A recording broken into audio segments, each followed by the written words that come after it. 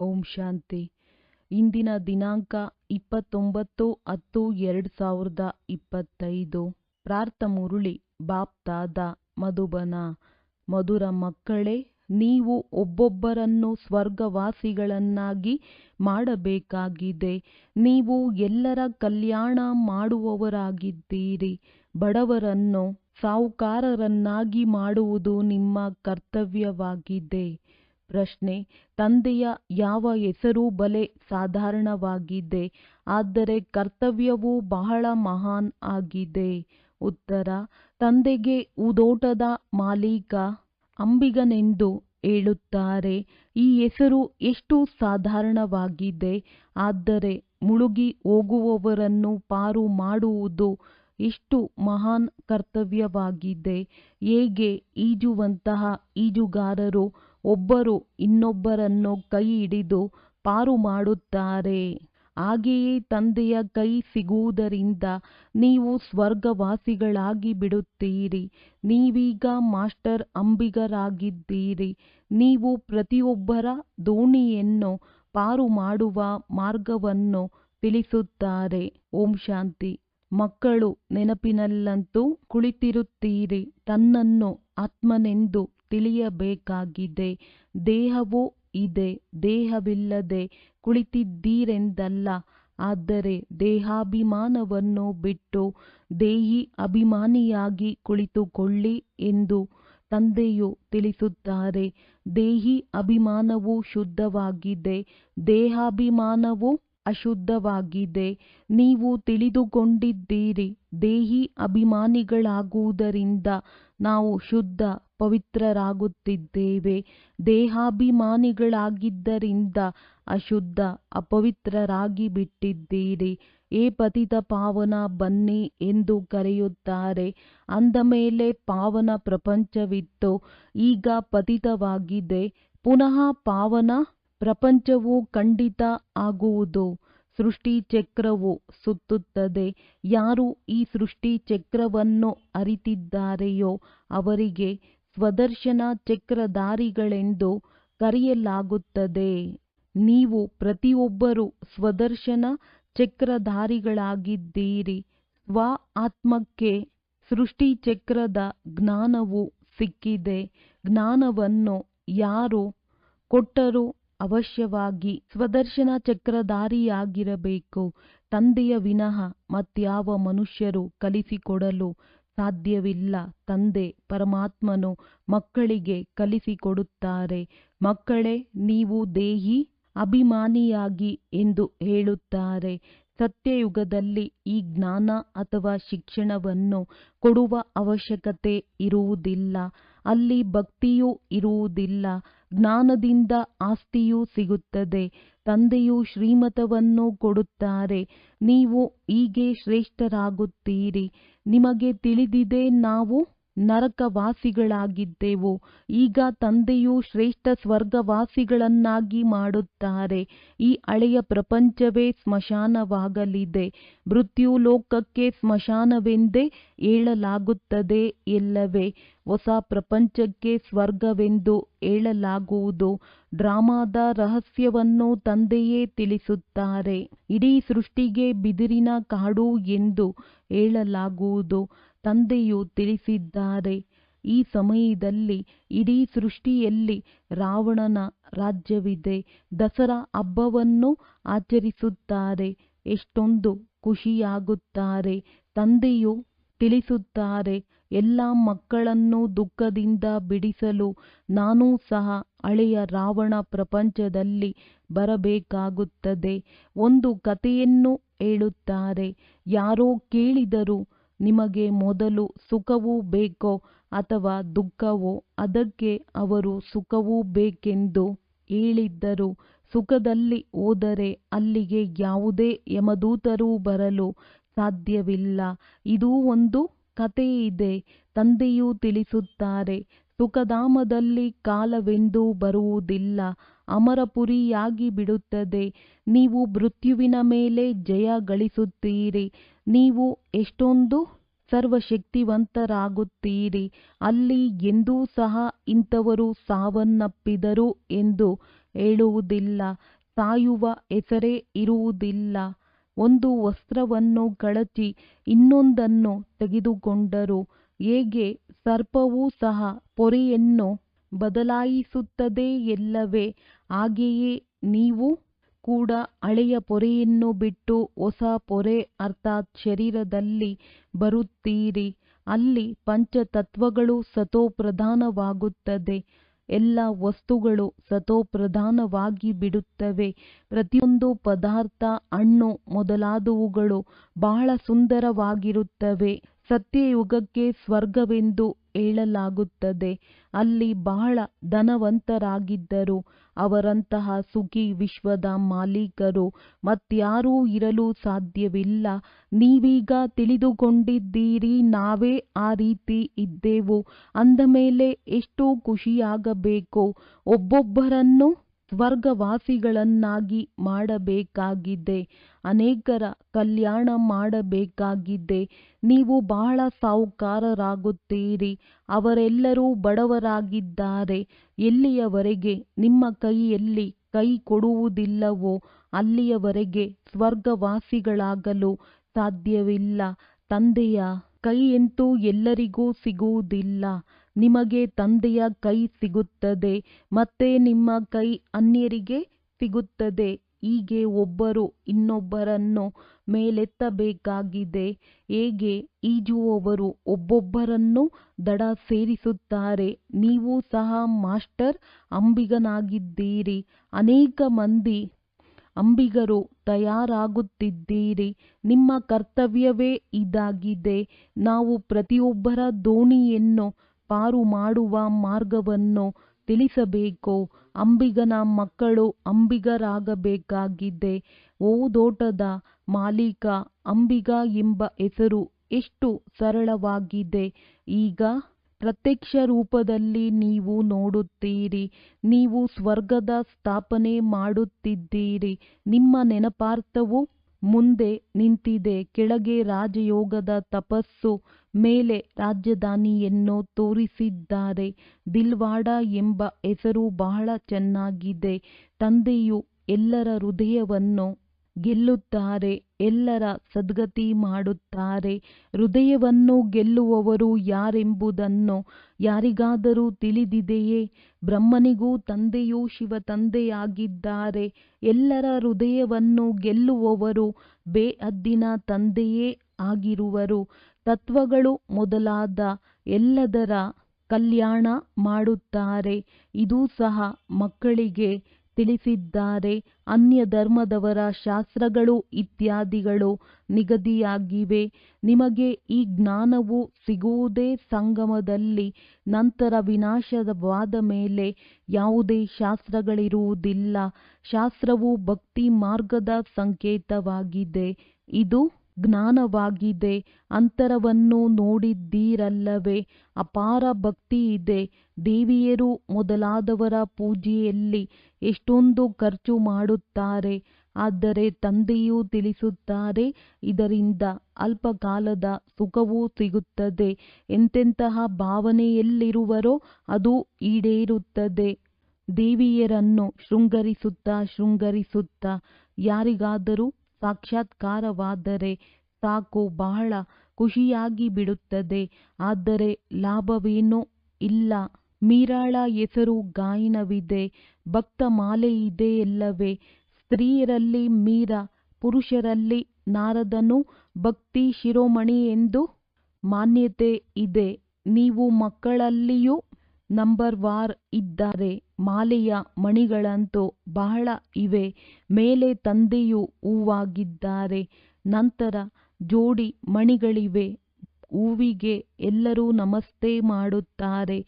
ಒಂದೊಂದು ಮಣಿಗೂ ನಮಸ್ಕರಿಸುತ್ತಾರೆ. ರುದ್ರ ಯಜ್ಞವನ್ನು ರಚಿಸಿದಾಗ ಅದರಲ್ಲಿಯೂ ಹೆಚ್ಚಿನದಾಗಿ ಶಿವನ ಪೂಜೆ ಮಾಡುತ್ತಾರೆ. ಸಾಲಿಗ್ರಾಮಗಳಿಗೆ ಅಷ್ಟು ಮಾಡುವುದಿಲ್ಲ. ಗಮನವೆಲ್ಲವೂ ಶಿವನ ಕಡೆ ಇರುತ್ತದೆ. ಏಕೆಂದರೆ ಶಿವತಂದೆಯ ಮೂಲಕವೇ ಸಾಲಿಗ್ರಾಮಗಳು ಇಷ್ಟು ತೀಕ್ಷ್ಣರಾಗುತ್ತಾರೆ. ಈಗ ನೀವು ಪಾವನರಾಗುತ್ತಿದ್ದೀರಿ. ಪತಿತ ಪಾವನ ತಂದೆಯ ಮಕ್ಕಳು. ನೀವೂ ಸಹ ಮಾಸ್ಟರ್ ಪತಿತ ಪಾವನರಾಗಿದ್ದೀರಿ. ಒಂದು ವೇಳೆ ಮಾರ್ಗವನ್ನು ಯಾರಿಗೂ ತಿಳಿಸಲಿಲ್ಲವೆಂದರೆ ಬಿಡಿಗಾಸಿನ ಪದವಿ ಸಿಗುವುದು. ಆದರೂ ತಂದೆಯಿಂದ ಸಿಕ್ಕಿತಲ್ಲವೇ, ಇದೇನು ಕಡಿಮೆಯಲ್ಲ. ಇವರು ಎಲ್ಲರ ತಂದೆಯಾಗಿದ್ದಾರೆ. ಕೃಷ್ಣನಿಗೆ ಹೀಗೆ ಹೇಳುವುದಿಲ್ಲ. ಕೃಷ್ಣನು ಯಾರ ತಂದೆಯಾದನೋ ಕೃಷ್ಣನಿಗೆ ತಂದೆಯೆಂದು ಹೇಳುವುದಿಲ್ಲ.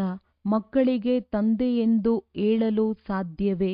ಯಾವಾಗ ಅವರು ದಂಪತಿಗಳಿಗಾಗಿ ಮಕ್ಕಳಿಗೆ ಜನ್ಮ ನೀಡುವರೋ ಆಗ ಅವರ ಮಕ್ಕಳು ಅವರಿಗೆ ತಂದೆಯೆಂದು ಹೇಳುವರು. ಮತ್ಯಾರೂ ಹೇಳಲು ಸಾಧ್ಯವಿಲ್ಲ. ಉಳಿದಂತೆ ಯಾವುದೇ ವೃದ್ಧರಿಗೆ ಬಾಪೂಜಿ ಎಂದು ಹೇಳಿಬಿಡುತ್ತಾರೆ. ಇವರಂತೂ ಎಲ್ಲರ ಬಾಪೂಜಿಯಾಗಿದ್ದಾರೆ. ವಿಶ್ವ ಭ್ರಾತೃತ್ವವೆಂದು ಗಾಯನವಿದೆ. ಈಶ್ವರನನ್ನು ಸರ್ವವ್ಯಾಪಿ ಎಂದು ಹೇಳಿದರೆ ವಿಶ್ವ ಪಿತೃತ್ವವಾಗಿ ಬಿಡುತ್ತದೆ.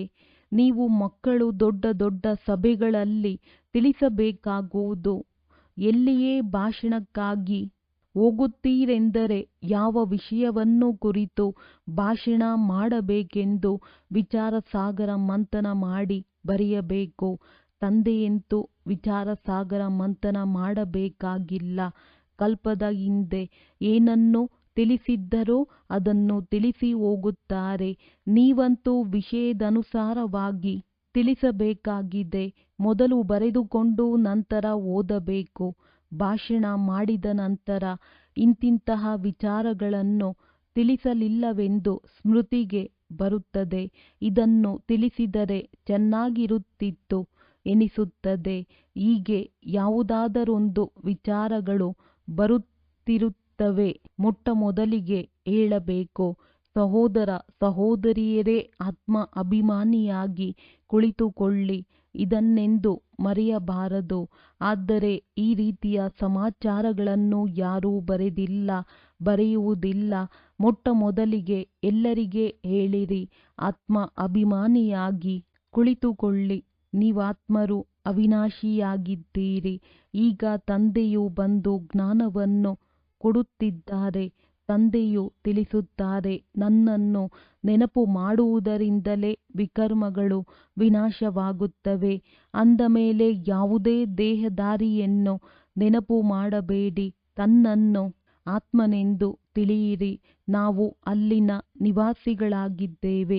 ನಮ್ಮ ತಂದೆಯು ಕಲ್ಯಾಣಕಾರಿ ಶಿವನಾಗಿದ್ದಾರೆ. ನಾವಾತ್ಮರು ಅವರ ಮಕ್ಕಳಾಗಿದ್ದೇವೆ. ಆತ್ಮ ಅಭಿಮಾನಿಯಾಗಿರಿ ಎಂದು ತಂದೆಯು ತಿಳಿಸುತ್ತಾರೆ. ನಾನಾತ್ಮನಾಗಿದ್ದೇನೆ. ತಂದೆಯ ನೆನಪಿನಿಂದಲೇ ವಿಕರ್ಮಗಳು ವಿನಾಶವಾಗುತ್ತವೆ. ಗಂಗಾ ಸ್ನಾನದಿಂದ ವಿಕರ್ಮಗಳು ವಿನಾಶವಾಗುವುದಿಲ್ಲ. ತಂದೆಯ ಆದೇಶವಾಗಿದೆ. ನೀವು ನನ್ನನ್ನು ನೆನಪು ಮಾಡಿ. ಅವರಂತೂ ಗೀತೆಯನ್ನು ಓದುತ್ತಾರೆ. ಯದಾ ಯದಾ ಹಿ ಧರ್ಮಸ್ಯ ಎಂದು ಹೇಳುತ್ತಾರೆ. ಆದರೆ ಅರ್ಥವೇನೂ ಗೊತ್ತಿಲ್ಲ. ಆದ್ದರಿಂದ ತಂದೆಯು ಸರ್ವೀಸಿನ ಸಲಹೆ ಕೊಡುತ್ತಾರೆ. ಶಿವತಂದೆಯು ತಿಳಿಸುತ್ತಾರೆ, ತಮ್ಮನ್ನು ಆತ್ಮನೆಂದು ತಿಳಿದು ಶಿವತಂದೆಯನ್ನು ನೆನಪು ಮಾಡಿ. ಕೃಷ್ಣನು ಹೇಳಿದನೆಂದು ಮನುಷ್ಯರು ತಿಳಿಯುತ್ತಾರೆ. ಆದರೆ ನನ್ನನ್ನು ನೆನಪು ಮಾಡಿ ಎಂದು ನಾವು ಮಕ್ಕಳಿಗೆ ಶಿವತಂದೆಯು ತಿಳಿಸುತ್ತಾರೆಂದು ನೀವು ಹೇಳುತ್ತೀರಿ. ಎಷ್ಟು ನನ್ನನ್ನು ನೆನಪು ಮಾಡುತ್ತೀರಿ ಅಷ್ಟು ಸತೋಪ್ರಧಾನರಾಗಿ ಶ್ರೇಷ್ಠ ಪದವಿಯನ್ನು ಪಡೆಯುತ್ತೀರಿ. ಗುರಿ ಧ್ಯೇಯವು ಸನ್ಮುಖದಲ್ಲಿದೆ. ಪುರುಷಾರ್ಥದಿಂದ ಶ್ರೇಷ್ಠ ಪದವಿಯನ್ನು ಪಡೆಯಬೇಕಾಗಿದೆ. ಅವರಾದರೂ ತಮ್ಮ ಧರ್ಮದಲ್ಲಿ ಶ್ರೇಷ್ಠ ಪದವಿಯನ್ನು ಪಡೆಯುತ್ತಾರೆ. ಆದರೆ ನಾವು ಅನ್ಯ ಧರ್ಮದಲ್ಲಿ ಹೋಗುವುದಿಲ್ಲ. ಅವರಂತೂ ಕೊನೆಯಲ್ಲಿಯೇ ಬರುತ್ತಾರೆ. ಅವರಿಗೂ ಸಹ ನಮಗಿಂತ ಮೊದಲು ಸ್ವರ್ಗವಿತ್ತು. ಭಾರತವು ಎಲ್ಲದಕ್ಕಿಂತ ಪ್ರಾಚೀನ ದೇಶವಾಗಿದೆ ಎಂಬುದು ತಿಳಿದಿದೆ. ಆದರೆ ಯಾವಾಗ ಇತ್ತೆಂಬುದನ್ನು ಯಾರೂ ತಿಳಿದುಕೊಂಡಿಲ್ಲ. ಅವರಿಗೆ ಭಗವಾನ್ ಭಗವತಿ ಎಂದು ಹೇಳುತ್ತಾರೆ. ಆದರೆ ತಂದೆಯು ತಿಳಿಸುತ್ತಾರೆ, ಭಗವಂತನು ನಾನೊಬ್ಬನೇ ಆಗಿದ್ದೇನೆ. ಯಾರಿಗೂ ಭಗವಾನ್ ಭಗವತಿ ಎಂದು ಹೇಳಲು ಸಾಧ್ಯವಿಲ್ಲ. ನೀವು ಬ್ರಾಹ್ಮಣರಾಗಿದ್ದೀರಿ. ತಂದೆಗೆ ಬ್ರಾಹ್ಮಣನೆಂದು ಹೇಳುವುದಿಲ್ಲ. ಅವರು ಸರ್ವಶ್ರೇಷ್ಠ ಭಗವಂತನಾಗಿದ್ದಾರೆ. ಅವರ ಶರೀರದ ಹೆಸರಿಲ್ಲ. ನಿಮ್ಮೆಲ್ಲ ಶರೀರಗಳಿಗೂ ಹೆಸರುಗಳಿರುತ್ತವೆ, ಆದರೆ ಆತ್ಮವು ಆತ್ಮವೇ ಆಗಿದೆ. ತಂದೆಯು ಪರಮ ಆತ್ಮನಾಗಿದ್ದಾರೆ.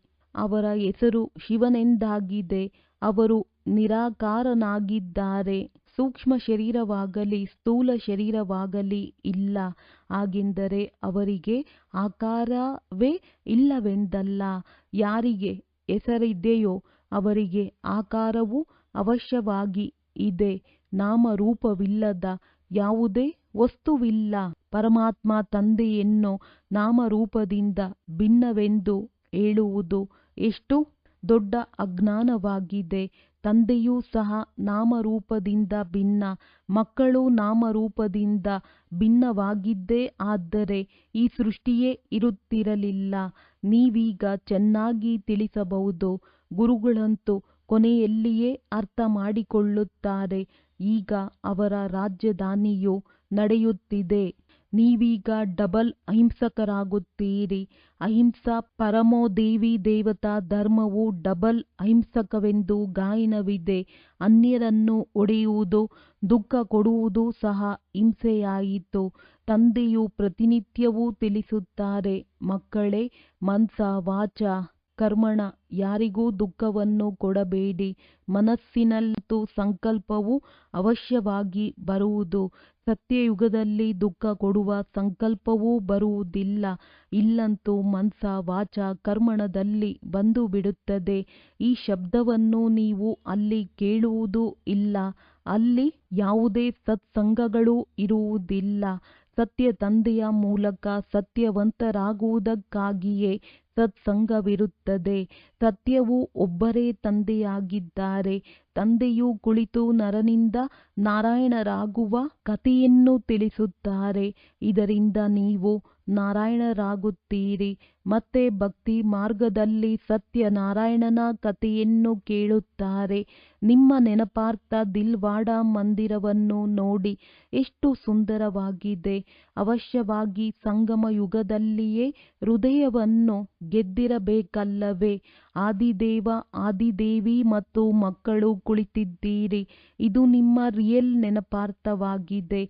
ನಿಮ್ಮ ವಿನಃ ಅವರ ಚರಿತ್ರೆ ಭೂಗೋಳವನ್ನು ಯಾರೂ ತಿಳಿದುಕೊಂಡಿಲ್ಲ.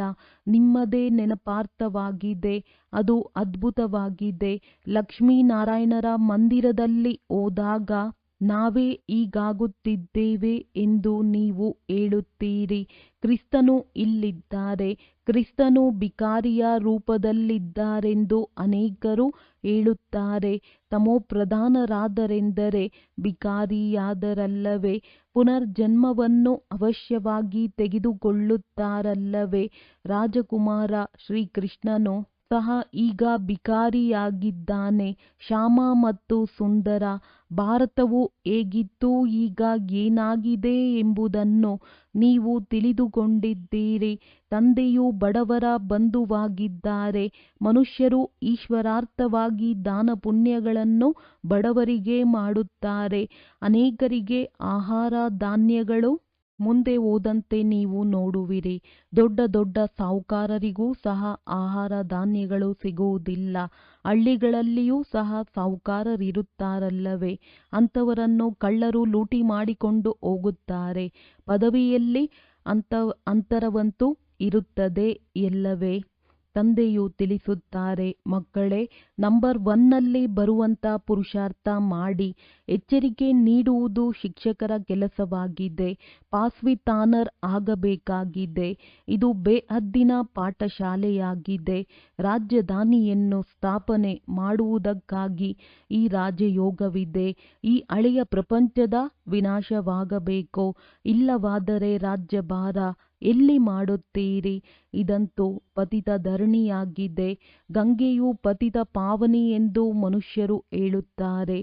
ತಂದೆಯು ತಿಳಿಸುತ್ತಾರೆ, ಈ ಸಮಯದಲ್ಲಿ ಪಂಚತತ್ವಗಳೆಲ್ಲವೂ ತಮೋಪ್ರಧಾನ ಪತಿತವಾಗಿದೆ. ಪೂರ್ಣ ಕೊಳಕೆಲ್ಲವೂ ಹೋಗಿ ನದಿಯನ್ನು ಸೇರುತ್ತವೆ. ಮೀನು ಇತ್ಯಾದಿಗಳು ನೀರಿನಲ್ಲಿರುತ್ತವೆ. ನೀರಿನದ್ದು ಸಹ ಒಂದು ಪ್ರಪಂಚವಾಗಿದೆ. ನೀರಿನಲ್ಲಿ ಎಷ್ಟೊಂದು ಜೀವಜಂತುಗಳಿರುತ್ತವೆ. ದೊಡ್ಡ ದೊಡ್ಡ ಸಾಗರದಿಂದಲೂ ಎಷ್ಟೊಂದು ಭೋಜನವೂ ಸಿಗುತ್ತದೆ. ಅಂದ ಮೇಲೆ ಅದೊಂದು ಊರಾಯಿತಲ್ಲವೇ? ಊರಿಗೆ ಪತಿತ ಪಾವನಿ ಎಂದು ಹೇಗೆ ಹೇಳುವುದು? ಆದ್ದರಿಂದ ತಂದೆಯು ತಿಳಿಸುತ್ತಾರೆ, ಮಧುರಾತಿ ಮಧುರ ಮಕ್ಕಳೇ, ಪತಿತ ಪಾವನನು ಒಬ್ಬರೇ ತಂದೆಯಾಗಿದ್ದಾರೆ. ನಿಮ್ಮ ಆತ್ಮ ಮತ್ತು ಶರೀರವೆರಡೂ ಪತಿತವಾಗಿದೆ. ಈಗ ನನ್ನನ್ನು ನೆನಪು ಮಾಡಿದರೆ ಪಾವನರಾಗುತ್ತೀರಿ. ನೀವು ವಿಶ್ವದ ಮಾಲೀಕರು, ಸುಂದರರಾಗಿ ಬಿಡುತ್ತೀರಿ. ಅಲ್ಲಿ ಮತ್ಯಾವುದೇ ಖಂಡವಿರುವುದಿಲ್ಲ. ಭಾರತದ್ದೇ ಆಲ್ರೌಂಡ್ ಪಾತ್ರವಿದೆ. ನೀವೆಲ್ಲರೂ ಆಲ್ರೌಂಡ್ ಪಾತ್ರಧಾರಿಗಳಾಗಿದ್ದೀರಿ. ನಾಟಕದಲ್ಲಿ ಪಾತ್ರಧಾರಿಗಳು ನಂಬರ್ ವಾರ್ ಬಂದು ಹೋಗುತ್ತಾರೆ. ಇದು ಹಾಗೆಯೇ. ತಂದೆಯು ತಿಳಿಸುತ್ತಾರೆ, ಭಗವಂತನು ನಮಗೆ ಓದಿಸುತ್ತಾರೆಂದು ತಿಳಿಯಿರಿ.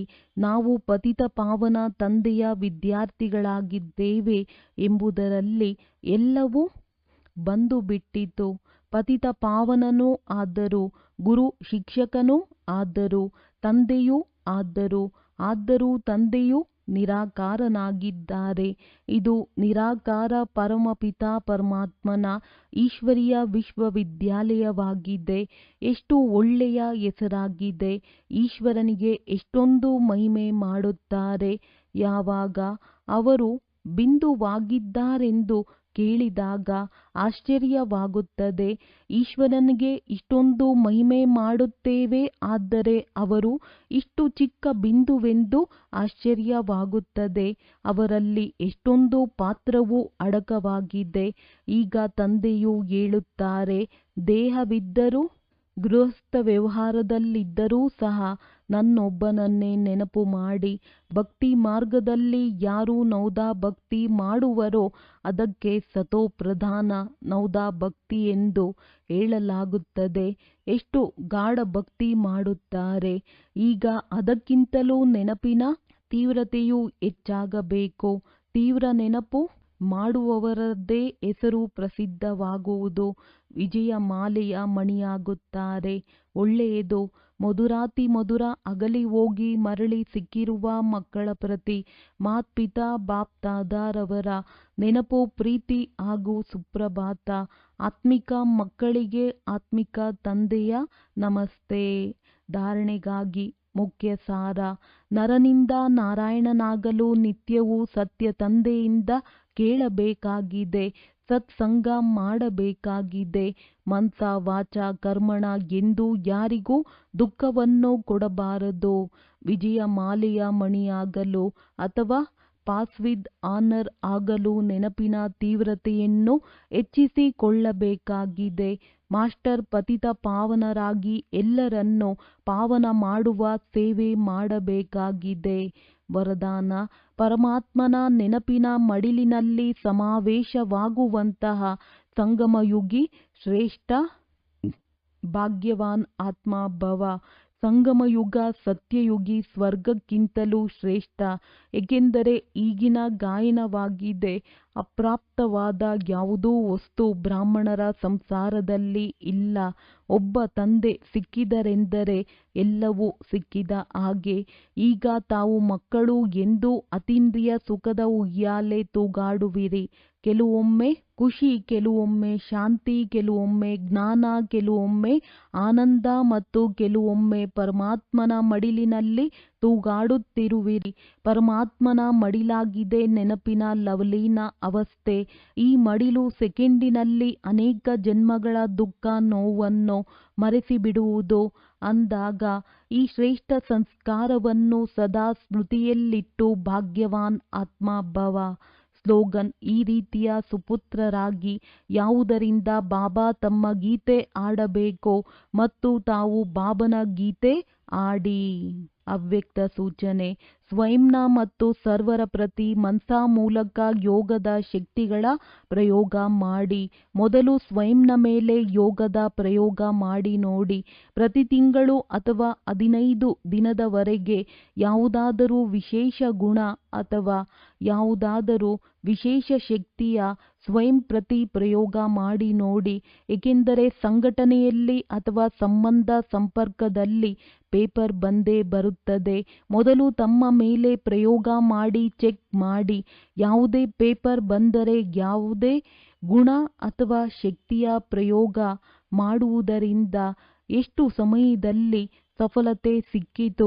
ಯಾವಾಗ ಸ್ವಯಂ ಪ್ರತಿ ಸಫಲವಾಗುವಿರಿ ಆಗ ಅನ್ಯರ ಪ್ರತಿಯೂ ಪ್ರಯೋಗ ಮಾಡುವ ಉಮಂಗ ಉತ್ಸಾಹ ಸ್ವತಃವೇ ಹೆಚ್ಚಾಗುತ್ತದೆ. ಒಳ್ಳೆಯದು. ಓಂ ಶಾಂತಿ.